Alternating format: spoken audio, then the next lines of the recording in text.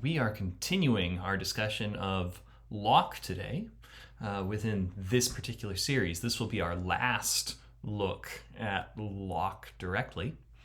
So we're going to be working out Locke's theory of what we're talking about when we talk about substance. We've already encountered the concept of substance in the course already in Descartes. It is a thing that has its own independent existence. And we also saw substance in Spinoza, for instance, who claimed that it is a being that is self-sufficient and is not limitable by another thing. We also saw substance in Leibniz, right? Leibniz said that each particular individual is a substance with an infinity of qualities that reflects the rest of the universe. Well, we're going to be getting a quite different view of substance from Locke here today. And within the context of this discussion about substance, we're also going to learn about Locke's nominalism. So nominalism is a view about the nature of general concepts. Sometimes it's also about the question of whether there's a thing that we call universals. Locke does not believe in independently existing universals. And as such, we're going to have to get a different idea, of concepts, a different story about concept formation. And this is going to have, as we'll see, some pretty profound metaphysical implications. You see a graphic here representing, you might have heard this saying before, that it's turtles all the way down. This comes from a myth from India where somebody said, well, the earth is resting on a turtle's back. And what does the turtle rest on? Well, it's another turtle. And what's under that turtle? And after asking for a while, the person explaining what's going on says, don't you see? It's turtles all the way down. So this seems to be the idea that our explanations of what rests on what, these explanations will run out at some point. And it seems like Locke is impressed with this line of thought, such that, as we'll see in a quotation later, he even makes an appeal to this well-known turtles all the way down myth. So here's the plan. We'll talk about nominalism about concepts. And after that, we will sort of get a theory of how we form concepts. This is going to be the Lockean theory of abstraction.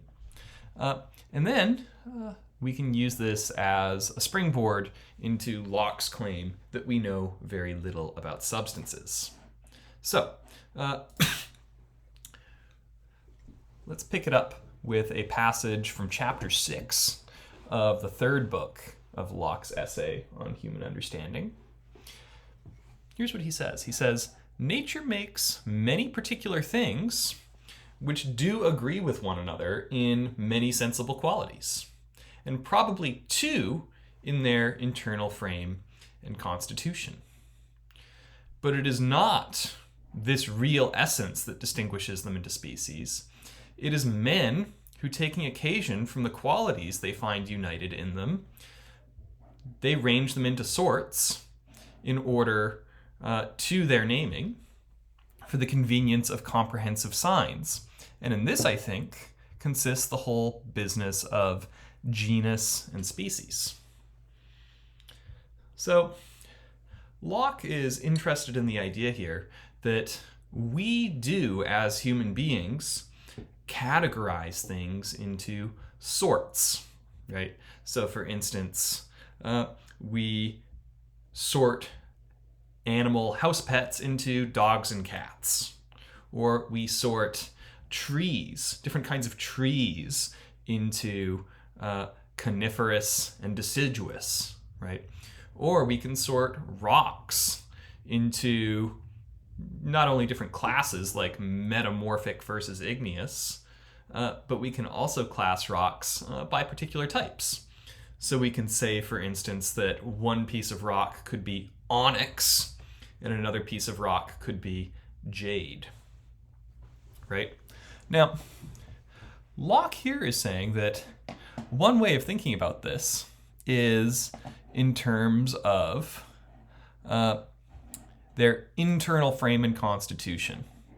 It's making the difference between one kind of thing and another kind of thing. Now, this actually seems to be how a lot of people think a lot of the time about how sorts are divvied out. So you might say that hydrogen is a certain kind of atom with one proton, one neutron, and one electron, right? Whereas, is it helium that's two? Yeah, so helium is going to have two electrons, whereas the hydrogen had one. But Locke is going to say that nature makes a lot of different things, and how do we sort them into groups? Well, it's not their internal frame and constitution. That's what he's going to call the real essence of things. But instead, we're going to sort things by their sensible qualities, right? So what's actually going on is it's not like we are discovering the nature of the difference between deciduous trees and coniferous trees. Rather, we're sorting them into those two classes by noticing that the deciduous trees have leaves, and the leaves fall. And moreover, we'll notice that the coniferous trees, they don't have leaves, they have needles, and they reproduce using cones, right? So we might say that actually the way that we categorize things isn't, by discovering their internal natures, but actually it's about noticing their sensible qualities. Now, here's one example that I dropped into my list, and this is the nature of a certain kind of stone, jade. So if you go to gift shops in various places, you can get like little jade items. You could get a little jade egg or a jade, carving of a bear. It's sort of like a soapy stone. It's green in color, and it's often used for decorative things.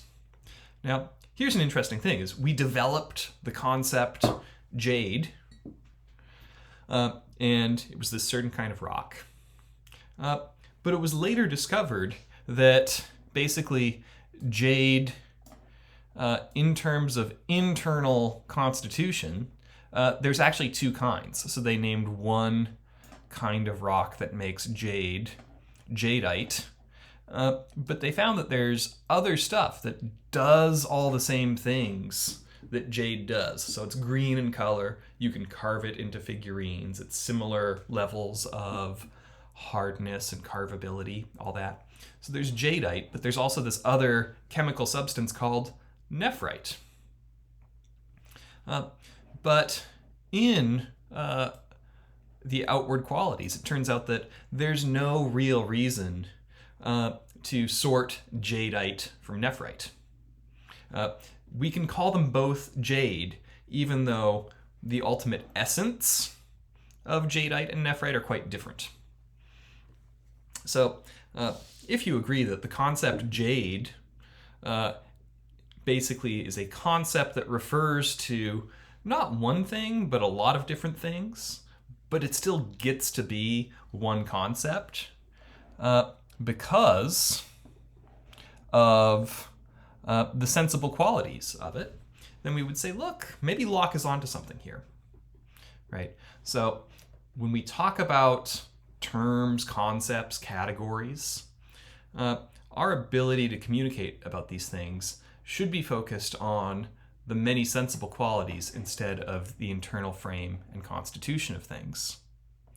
So in this way, Locke is a nominalist about concepts. The way to think about this is that concepts are not referring to what a thing really is, but it's a name for our ideas, right? So the term jade represents our ideas about things that are jade, but it doesn't represent what is the internal frame and constitution of the thing.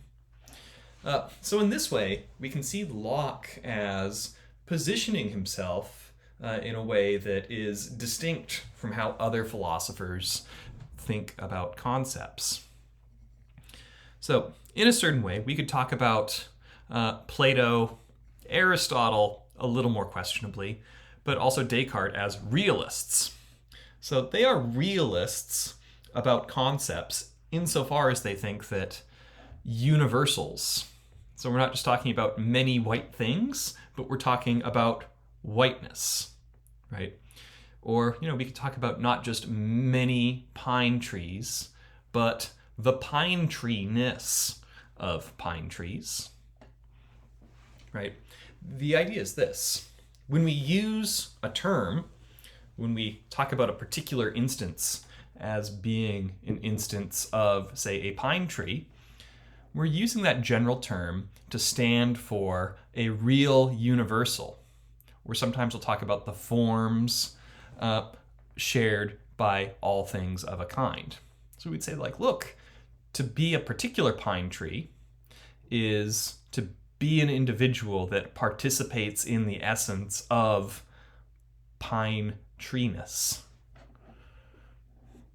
So, the form of a dog, well, it would be the essential nature that is shared by and in all dogs, that which makes them dogs. And we're going to grasp this by abstraction. So it's we'll perceive a bunch of particulars and we'll realize that, well, in order to have recognized them as particular dogs, Plato would say, we had the concept of the form of dog in us all along. And moreover, we can move away from particulars and understand this universal concept of dog through this process of abstraction. The other thing that we get to do, if you're a realist, is you can make metaphysical arguments on the basis of the real definitions of things. So, think back to Descartes earlier this semester. Descartes said, it is by the natural light, it is by reason and my capacity for abstract thought that I realize that the essence of material things is extension, taking up space. The essence of a mind is thought, doing things like willing and perceiving, right?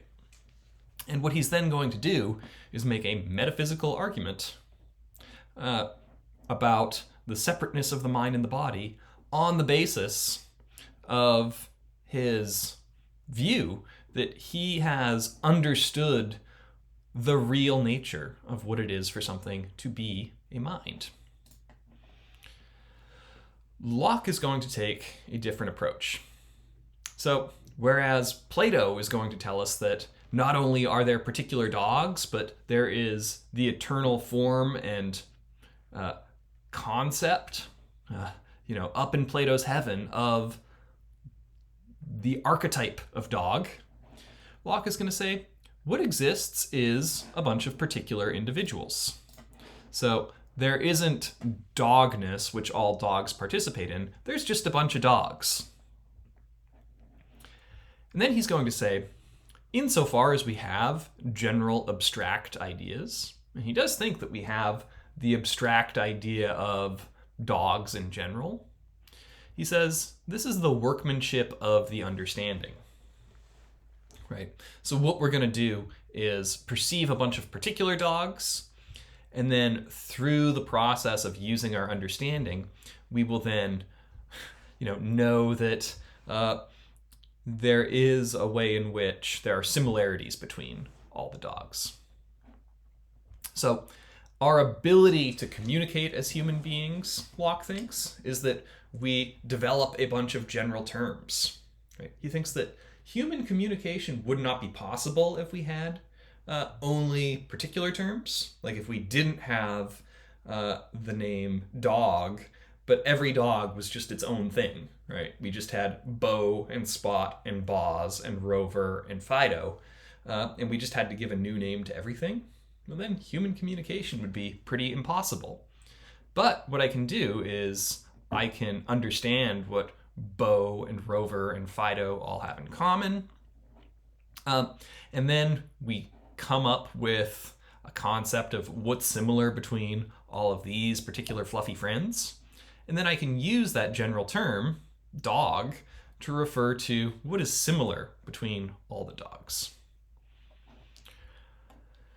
So whereas when we're talking about real essence, here's how Locke puts it again, the real internal, but generally in substances, the unknown constitution of things on which their discoverable qualities depend, that's their essence, the real essence, as it were. But he's going to say we can also talk about the nominal essence of things. This is naming things into sorts, categories, insofar as they agree in certain abstract ideas. So we might say the difference between the real essence of a dog, that might be like the dog's DNA. What makes dogs dogs? Well, we might sort of realize, along with Locke, that they didn't have any concept of DNA in the 17th and 18th centuries, right?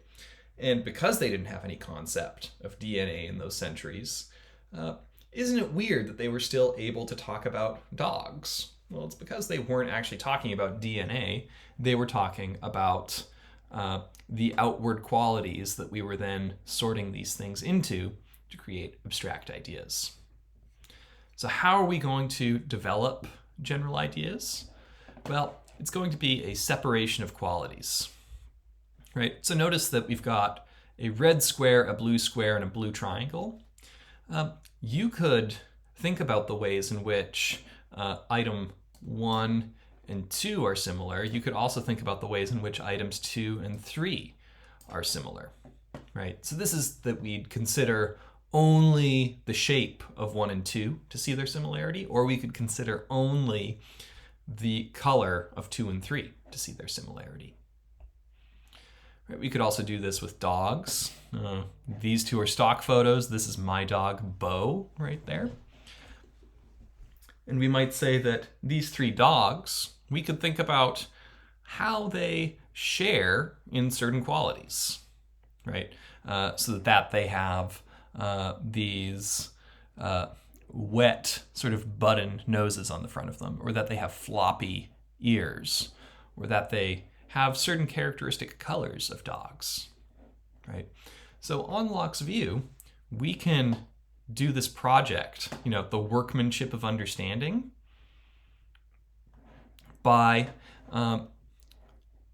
noticing the similarities between things. And then once we group things into categories of similarity, then we can give that group a name. So the process is you begin with determinate complex ideas. So this particular shape, this particular shape, this particular, or these 3 particular dogs. So we have Bo, and I don't know, maybe these stock photo dogs. This is Fido, and this is Spot. So what's going on with these determinate particulars? Well, these are things that we can causally interact with and have sense perception of. Then we might also realize that there are particular things about each of these dogs or each of these shapes, but we can have more general ideas by thinking about the things that each of these things share in common, and by separating away certain ideas that determine. So for instance, in this picture, my dog Bo is muddy, it looks like. I think he jumped into a puddle that day. But we wouldn't include being muddy as part of the concept of dog. Or when Bo closes his mouth, he has a little bit of an underbite. But having an underbite, that's like a determinate way of being a dog. We're going to ignore underbites when we develop our general concept. But we could eventually think about all the things that dogs seem to share. So that they make barking sounds, that they have, I'm going to call it DO, a certain kind of doggy odor. They've got a wet nose, 4 legs, usually, tail, usually, that wags. It's kind of animal. It has rounded, floppy ears generally. We could use that to sort the dogs into one group and cats into another group, right? So they're going to make different sounds, have a different smell, different noses, pointy ears instead of floppy ears. And this is how we're going to start sorting one kind of animal from another kind of animal. So this is where we start to do the work of sorting things into genus and species for Locke. In fact, this might also be the way in which AIs function. Right, so this is a very rudimentary AI algorithm that I found a couple of years ago on the web. We'll notice that we might use it to train an AI to tell the difference between pictures of dogs and cats. And basically what we might do is we might put a graph of ear shape and nose size and realize that big-nosed animals, so the length of the snout, is a good indicator of dogness rather than catness. And we might also put in a dimension of pointy versus rounded ears, right? This is maybe how we start to sort animals, right? And the AI is doing an okay job here, right? It's got the cats over here. We don't have any cats clumped up with the dogs that are supposed to have the big noses and the rounded ears. Although, I guess in red here, we have this pesky Boston Terrier who seems to have too short a nose and too pointy ears. This animal might be wrongly sorted. You might actually notice that this is how small children learn concepts. You introduce them to Fido and Rover and Bo and Boz and all these particular dogs, and you teach the little kid, that's a doggy, right? Now, if you take that kid out into the world, they might see, a 4-legged furry animal and just assume that, well, that's like all the other things that I've been taught to call a doggy, and they might, point at a cat or point at a horse and say, well, that's a dog, right? And then you'd have to explain, well, no, cats have different ears and different faces. Or you might say horses, again, have different faces and different kinds of fur. You might even point out that they smell different or they make different sounds. And it's, adding more information into your categories that helps us to sort things from one category into another. So whether we're dealing with an AI or whether we're dealing with teaching a child a concept, the way we're going to do it is to have them group certain sensible qualities into certain clusters. And those clusters are going to be the way that we form these complex ideas of what it is in general to be a dog or what it is in general to be a cat. Now, notice that for Locke, if we are resting things on outward qualities rather than the real essence, right? Locke is focused on the nominal essence. We actually don't have to talk about substance anymore. So here's where the turtles all the way down metaphor comes in. Here's what our friend Locke tells us. So they who first ran into the notion of accidents as a sort of real beings that needed something to inhere in, we were forced to find out the word substance to support them. This goes all the way back to Aristotle, right? So Aristotle says, like, look, there is no such thing as free-floating redness. There are red things, and this gets us to the idea that there is an accident, a quality of a thing, and that accident is born. It is held by some substance, right? So it is the thing which has the property, right? So this is where we develop the concept of substance first. But here's what Locke is going to say. This concept of substance doesn't explain anything, right? He gives us this example. Had the poor Indian philosopher who imagined that the earth also wanted something to bear it up. So we've got the earth. What is the earth resting on? Well, the answer that was given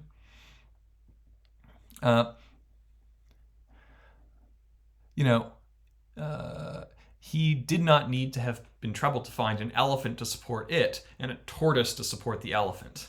So in this version, we've got the earth, we've got an elephant under that, a tortoise under that, and then turtles all the way down. The word substance would have done it just as effectively. And he who inquired might have taken it as a good answer from an Indian philosopher that substance, without knowing what it is that which supports the earth, as we take it as a sufficient answer and good doctrine from our European philosophers that substance, without knowing what it is that which supports accidents. So that of substance, we have no idea what it is, but only a confused and obscure idea of what substance does. So remember how Descartes told us that the substance of mind is inherently thinking. Well, Descartes could point out here, perhaps rightly so, that if you're telling me that the substance of mind is to be a thinking thing, you haven't really told us anything about the nature of minds. You just tell us what minds do, and if we ask, what is the nature of the thing that does the thinking? We put our hands up and we say, I don't know. It's whatever it is that does the thing.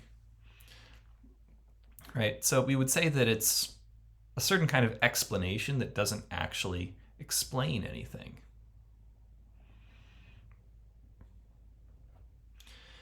So here's how Locke puts it. When we speak of any sort of substance, we say that it is a thing having such or such qualities.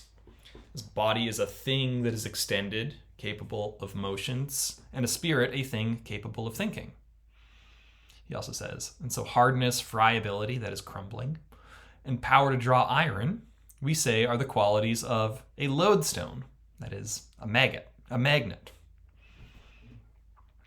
These and the like fashions of speaking intimate that the substance is supposed always something besides the extension, friability, or the extension figure, solidity, motion, thinking, or other observable ideas, though we do not know what it is. So, when we talk about what is iron, well, we can talk about its observable qualities.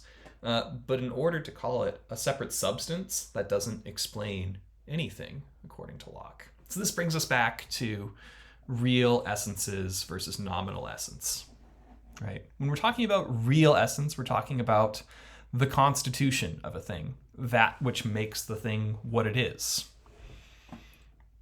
the foundation of all the properties that we're seeing. But we can suppose, when we're talking about the nominal essence, we are using it as a name for a collection of properties, right? So what is the nominal essence of gold? Well, it's a body, so it's a material thing. It has these colors and this weight. It's malleable, and so forth. So the real essence, again, is the parts of the matter. We might even think about this as the chemical nature. And it is also the foundation of its solubility in aqua regia. This is an interesting thing. There was a certain kind of liquid, aqua regia, that you could use to dissolve gold particles. Now, there is something about the gold that causes it to have this quality, right? So that is, when we're talking about its essence, it's the condition whereby it's this and that kind of sort. But take away the consideration of its being ranked under some abstract idea, and then there is nothing necessary to it, nothing inseparable to it.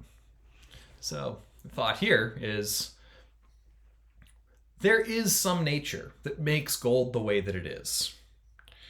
But if you subtract from your idea of gold all of its sensible qualities rather than its real essence, well, he says, then we have a nothing concept. It's an empty concept.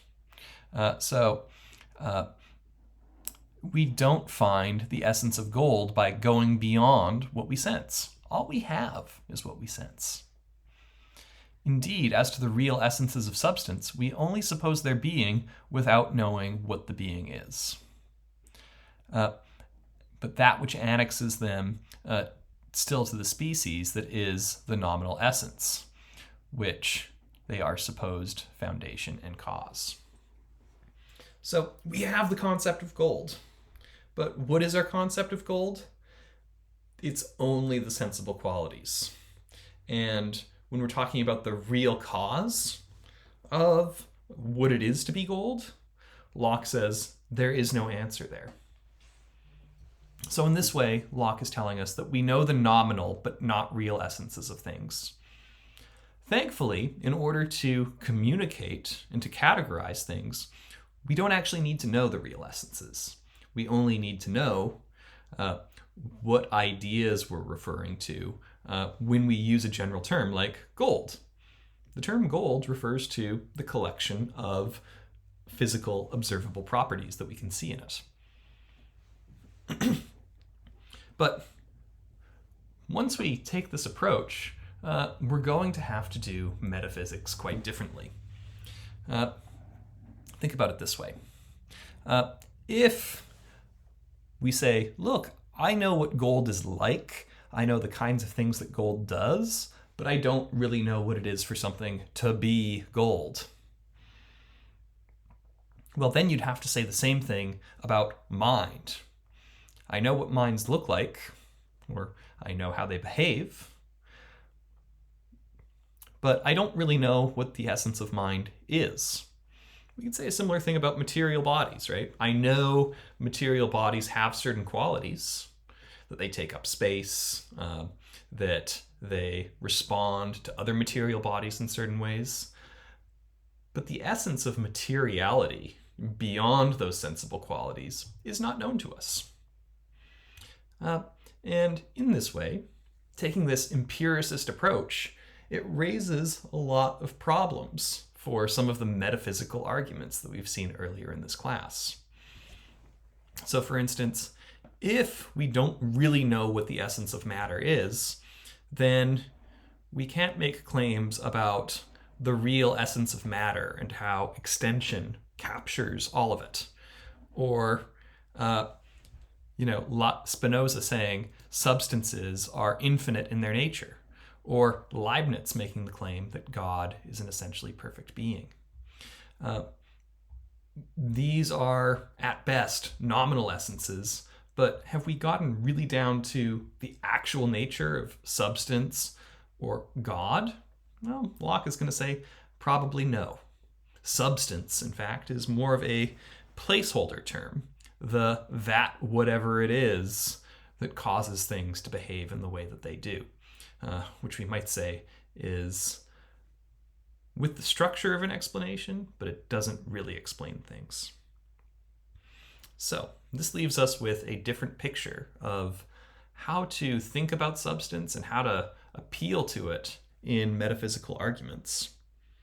And it comes through Locke's theory of how we develop general concepts. It's not through understanding real essences, it's through understanding nominal essences. So, thanks for listening in. We'll stop there. And though this is our last discussion of Locke directly, we will see Berkeley raising some challenges for this approach to nominal essences as we continue.